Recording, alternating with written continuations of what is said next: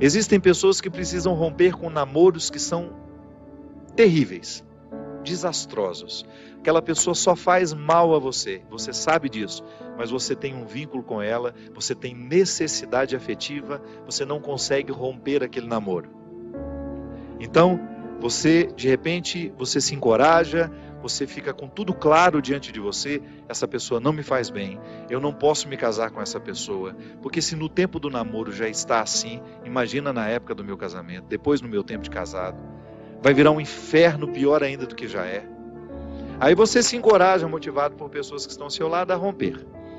Aí é terrível no dia que você rompe. O sofrimento é cruel dentro de você. Parece que você nunca mais vai se recuperar, que você só pensa naquela pessoa. Por quê? Porque apesar dela te fazer tão mal, você tem um vínculo doentio com ela, de dependência afetiva. Você sabe que ela te faz mal, mas você não sabe viver sem ela. Aí você começa a dar passos. A primeira semana é horrível. Você sofre, você chora, você não pode ouvir a música, você não pode sentir o cheiro, você não pode ver aquele pedacinho de não sei o que ele esqueceu lá na sua casa, que tudo aquilo é terrível. Mas de repente você começa a dar passos de libertação. É como se você estivesse andando na direção de uma terra que só vai te fazer bem. E um mês depois aquele sofrimento ficou melhor, 2 meses depois aquele sofrimento melhor, e de repente você não está nem mais lembrando. Claro que ainda existe ali um vínculo silencioso sendo desarmado, porque a dependência afetiva, ela não morre da noite para o dia. A gente precisa, é como se você fosse sufocando uma célula cancerosa com o processo da quimioterapia, sabe? Que você vai retirando a vida da célula cancerosa, que é a célula que nos mata. Aí digamos que 3 meses depois, você encontra de novo com aquela pessoa, e você tem aquela famosa recaída. Aí pronto.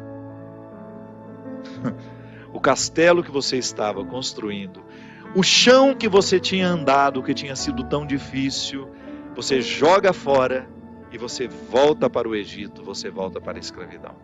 Você faz o mesmo que os companheiros de Moisés queriam fazer, voltar a comer a cebola, voltar a comer o alimento podre, estragado.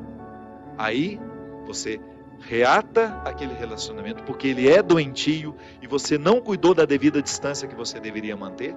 Porque quando você tem essa dependência afetiva, você tem que estabelecer a distância, porque senão você não se cura. Você tem que parar de querer saber da vida daquela pessoa, porque senão você não se cura. Você precisa parar de ficar fuçando o Facebook dela, porque senão você não se cura. Você precisa parar de ficar investigando a vida. Onde que ela foi? O que ela está? Você tem que cessar todos os pontos que podem lhe fazer querer voltar para o Egito. Porque senão você nunca vai se libertar. Aí 3 meses depois você está bela e formosa já, matando a célula cancerígena, você vai dar mais uns beijos na boca, volta àquela dependência horrorosa e o inferno retorna na sua vida. Na sua primeira semana é até bom que está tudo voltando.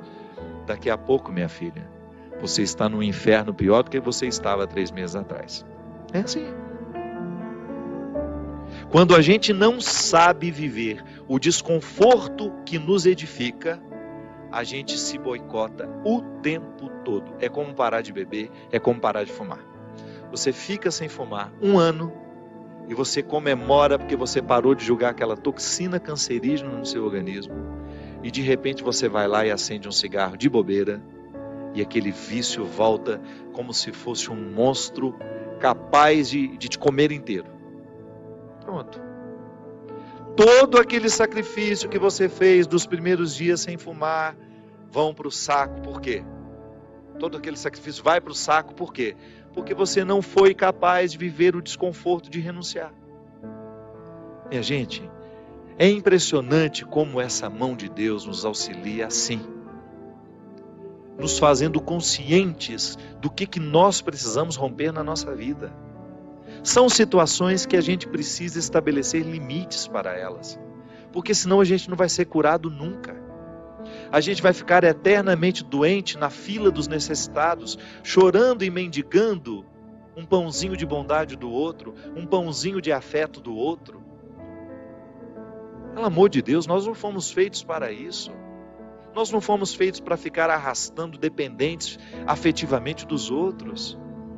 A gente foi feito para amar.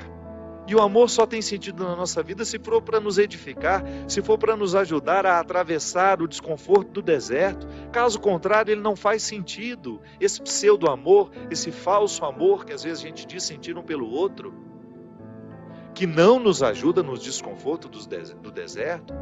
Eu preciso viver os meus desertos, você precisa viver os seus. E os verdadeiros amigos são aqueles que reconhecem os desertos que o outro precisa passar e fala: isso mesmo. Vamos passar por esse deserto porque você precisa dele. Agora, a Poliana, ela quer aquela vida feliz, ordenada. Lembra daquela personagem? A Poliana, onde tudo era o jogo do contente, né? Para com isso. Assassine esse instinto infantil que existe dentro de você, que lhe faz ter medo dos desconfortos da vida. O desconforto da vida, quando bem vivido, ele só nos torna melhores. Tira essa máscara de coitadinha que você gruda na sua cara para os outros terem eternamente pena de você. Você só perde tempo na vida assim. Que bobagem! Deus nos segura na nossa mão é para a gente ter condições de atravessar esse deserto. Não é para ficar recaindo eternamente e voltar a comer as cebolas do Egito, porque a gente teve dó de nós, porque a gente teve dó do outro, não. A caminhada é para frente que se vai. E chega um momento, quando Moisés chega diante de Deus e fala: agora você resolve essa situação, porque eu não sei mais o que fazer. Já construíram um bezerro de ouro no meio do caminho, já arrumaram confusão, já estão adorando até outras situações, então nem lembrando que o Senhor existe. Eles só não voltam porque está longe demais.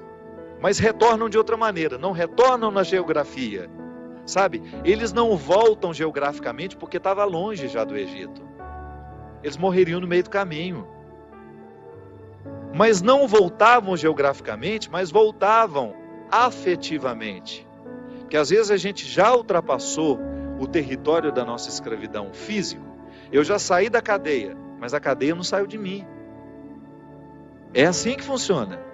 Eu já dei os passos na direção da minha liberdade, mas eu não fiz a conquista da minha liberdade. Eu não decretei a conquista da minha liberdade. Então eu fico afetivamente preso ao meu passado, lamentando as cebolas do Egito, lamentando o namoro que terminou, a situação que foi terminada, a amizade que foi traída.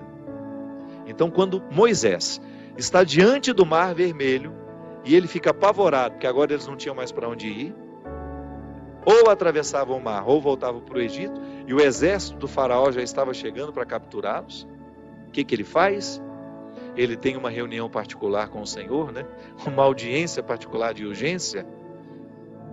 Liga lá para o secretário de Deus e fala: pelo amor de Deus, você pede para ele me atender hoje, que eu não posso mais ficar sem essa resposta. O exército do faraó está chegando.